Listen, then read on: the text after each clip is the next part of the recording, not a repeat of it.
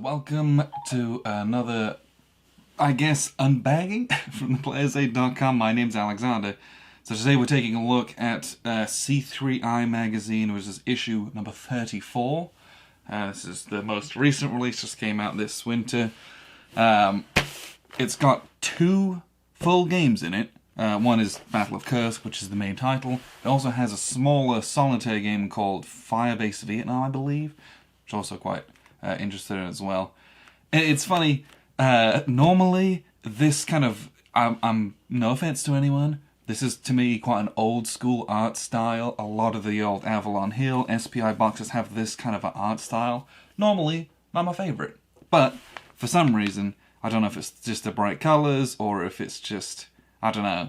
It has this retro feel, and I actually really like this cover, which is quite abnormal for myself when it comes to this style, but I don't know, there's something that appeals to it with all the Germans getting destroyed. Okay, so we have big full magazine, and we'll leaf through this here in just a second, and then let me try to slide the rest of this out, because there's a lot of extras here. Okay, we'll get rid of that. So we've got rule book and a whole bunch of stuff, a whole bunch of goodies. We'll get to those. So the actual magazine itself, do they have? Yes. Looking at about 67 pages. So, and there's a lot of stuff in here, and there always is. Now, with C3i, generally speaking, because it's put out by RBM Studios, and Roger does a lot of the artwork and a lot of bits and pieces for GMT games, a lot of the stuff is about GMT games, and a lot of the extras that come in are expansions or additions or optional rules to that. So, that's what you should expect from this. So it looks like we've got a lead piece by James F. Dunnigan about wargaming. There's quite a lot of it. Yeah, there's a ton. We've got some stuff by Alan Ray. This looks like it's about Great Battles of History, which is the series we're just getting into here at the Player's Aid. We've played some of SPQR. We played a couple scenarios from that with the simple rules. Looking to get onto the big rules because I have a couple of the other ones as well. We have Infantry Tactics Behind Fields of Fire Part 2. So this is Part 1 in the last C3i, I believe it was. There was kind of the first part of this from Ben Hull. So this is more learning about how and why Fields of Fire plays the way that it does, command structures, organization, and choices behind some of the rules that have been implemented as well. This is like a micro expansion for the hunters, so there's a number of counters on the counter sheet, which is always nice to have a little bit of extras there. A new expansion for the deluxe version of SPQR that just came out, and a new battle for that, which is also exciting. We always like that. It's a piece by Mark Herman about designing unbalanced games, which is interesting. He's got For the People, which is one of his, I don't know. I don't know if it's one of his magnum opus, but it's one that I think he's very, very proud of. And they have a big tournament at WBC every year that's won by almost the same person every single time. There's a lot of math involved in that game. But he talks about how games don't have to have a 50-50 chance each side, and how you make that into something of a game.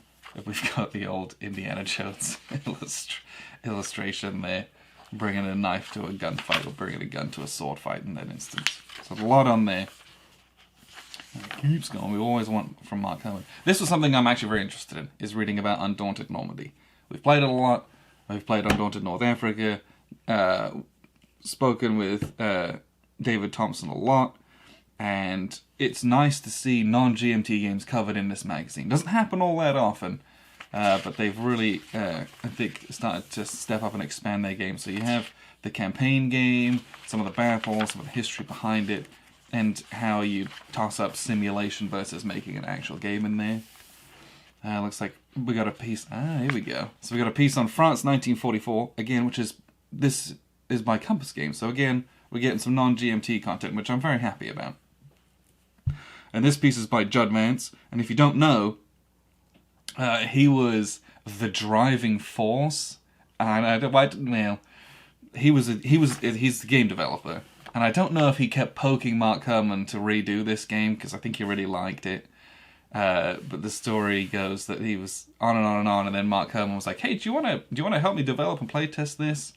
And there's a whole bunch of stuff on YouTube from Judd about the story behind this, which is fun. So getting some more player info about this is interesting and exciting. OCS, that's from MMP again. Well, I'm quite happy that we're getting some coverage of different bits and pieces on here, so that's good. I have Reluctant Enemies, never played it. One of these days I will get to it. And we get articles about how and why we play. This is very interesting. We got some theory in here, I guess. Interview with Chad Jensen. Very interesting. Unfortunately, this is the late Chad Jensen, so I don't know if this is an older... I'll have to look into this to see if this is an older interview that they had, or if this was done at a timely... Yeah, at a timely spot. Unfortunately, he's passed away now, but he created, he created Combat Commander, and a number of other games as well that are beloved in the hobby, so that'll be interesting to read. Strategy Guide on Waterloo, which is Mark Herman's design. It uses that Gettysburg system that was in C3i a couple of years ago. Was it just last year? Drop Zone Southern France. I think that is the last thing. Post-Cold War. Making of the post-Cold War world order. Okay. So that's the actual contents of the magazine. Good, pretty intense reading from game designers you know, about games that you know and love. It's always interesting to have stuff here. So, the games itself. So the first one we've got is Battle of Kursk. And let's get all the Kursk stuff over here. Okay. So there's a separate rulebook. It's not some insert you got to pull out of the magazine. Thank you very much. This is like a full rules book. This is not a small little peanutsy game. This is a good full war game. But it looks like before we get to scenarios and bits and pieces and credits, so there's about 10 pages of rules or so. So that should be fairly easy to learn. As magazine games typically should be, right? You're not going to get some 10 map 120 page rulebook. There's, I think, only one play aid that I can see here. And this is optional odds markers for Battle of Kursk, the Tigers are burning. And it's single-sided. You can use this instead of what's printed in the rulebook. But it does come with a full 22 by 34, he says, map. Okay. And this is a portrait map. So it goes this way, and I'm going to turn it the other way though, just so we can get it on the shot, because there's a lot of different bits and pieces here. Because the sides are a cover thing. So we have CRTs, sequences of play, battle sequences, all of our terrain effects charts are down here, and terrain effects, and then a victory point track, little map key. And then on the other side, because you're going to set either side of the map, you have the same thing, CRT, sequence of play, battle sequences, all of that. And at the top we have a turn track, which has a lot of different information on there. I don't know if that's replacements and initiative, things like that. The map itself is very nice. Who did this map? It's by Charles Keebler, and I really like it. It's a good, clean wargame map. Everything looks like it's very well defined, and it's got a nice green background instead of some of the more beige ones that they get. We'll take a look at the counters for this game here in just a second, because they're all on one sheet, makes some of the other ones, but looks like it's reasonably small, comparatively speaking. 1, 2, 3, 4, A, B, C, D. I wonder if this is one scenario, and then there's like a full campaign. Not sure. But yeah, should be a short enough East Front style game to play, so that's exciting. So, the other game we've got here, this is part of... Oh, this is interesting. It's by Pascal Tupi, maybe? And it's C3i Good to Go series Volume 1. Ooh, so we may get more of these in the future. That's exciting. This is a solitaire game, Firebase Vietnam. and I think you play with this. This is basically the game that you play with. That's just advertising on the back. And I don't know exactly how that it works, but you've got, I think you're trying to keep guys and you'll hold the line, and you're trying to shoot and defeat the enemy, and then you've got support units coming in, so you're trying to keep guys in here and fend off the enemy. I'm not entirely sure how this one works necessarily, but it looks like we've got maybe all of the rules right here. So this is not a complicated game. This is a fairly simple game, but hopefully, you know, if it's decent, we get more of these in the future. Because if the game is literally just a bifold, that's really easy for them to make more of this kind of style. So this is one I'm a little bit interested in, because this might be a good little, what I call a lunchtime game. You just have it set up on your desk at work, or you just have it tucked away in a drawer, and you can just kind of play around with it, try and, you know, win games playing when you normally wouldn't be. Now the rest of what we've got here, so we have, that's interesting. Oh, okay. So I believe this is the battle, and it's the Battle of Agrigentum, or Agrigentum, that's for the new SPQR Deluxe. So this is a lot of your deployment, and I don't know if they have any special rules necessarily, but that's this is the setup chart for the scenario that's in there. And they also have the simple Great Battles of History version, the setup for that. And if simple Great Battles of History is basically a trimmed down version, some people say it's almost a totally different game. Some people will say the main game isn't really that much of a step up from this. So I have only played the simple GBOH at the moment, but I really, really like it. It's a nice way to play those games. So those two correspond to that. And then we have these two new subs. This is for the Hunters. There was that little micro expansion that was in there. There's 4 counters and 2 new sub sheets. So you can play along with those, which is always nice to have more of that if that's what you're into.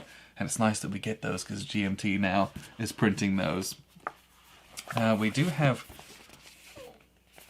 a poster. This is just a nice, for fun, kind of a display piece or a relic. 60 plus years of war games, historical conflict board games, story evolution through 250 games. We've got 250 titles here, and we're starting with the really old ones and how that's grown and progressed, and the kind of titles that we're putting out now, even in 2019 and 2020. So this stuff's pretty cool. This is a nice glimpse at some of the history, especially if you're new to wargaming. This is actually quite a nice reference, because people will talk about these games all the time. Just very recently, Conquest of the Empire. Was having a discussion with someone about that. It's a game that Grant has on his shelf, and it's something that's still played today. Titan, also one that I was having a discussion about. I own some of these games. I have access to this. My father-in-law owns this. Can play this. So I don't know. These things are fun to kind of look around, see the things that you own, see some of the really like landmark games that define certain genres or play styles. I don't know. This kind of stuff's kind of cool, and it's just a nice glimpse at the history of wargaming in pictorial form, which is always nice and quite easily to consume.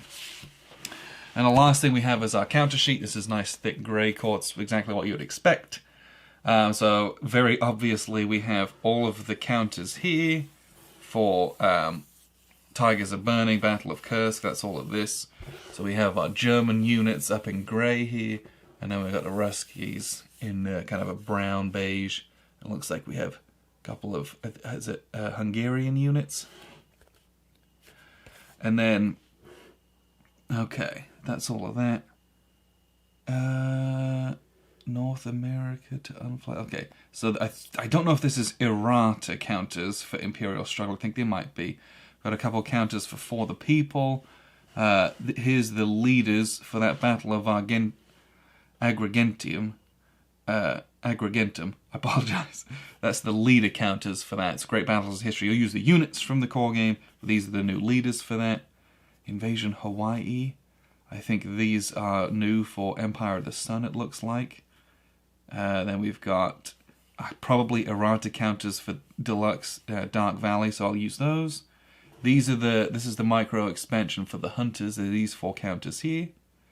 These are the counters you're going to use for Firebase Vietnam, so it is not a lot, it looks like. And then I presume, again, this is errata counters for Battle of Issy, which came in the last C3i issue as well. And then there's some errata counters, probably again for No Retreat France / Poland. And then a couple counters for the Dark Sands as well. So a lot of that stuff is bits and pieces just to... It's a way to get the correct counters into your games, or little micro expansions to help supplement your games. I always like those little things. It's a way to add tiny bits of flavor to your games and try new things if it's a game you played a long time, many times. But that's the counter sheet. C3i Battle for Kursk. They only put out one of these a year, so it's not a massive sync. You know, it's not like some magazine subscription where you're gonna, it's paying 35-40 quid 4 or 5 times a year for a quarterly or something like that. You just get one a year. Usually it's very good value, and it's a nice kind of a festive holiday splash. I always look forward to these at this time because it's cold outside. I sit inside, read a magazine, and get to put little bits and pieces in all my new pieces in all my old games, which is cool. I don't know. I like doing it and playing with the new flavor and trying new things. So appreciate you guys tuning in. This is C3i issue number 34. It's available now. I would say get it whilst you can, but I would say that about all the C3Is because, once they go out of stock, they can be pretty hard to get a hold of at times. So appreciate you guys tuning in. I've been Alexander from theplayersaid.com.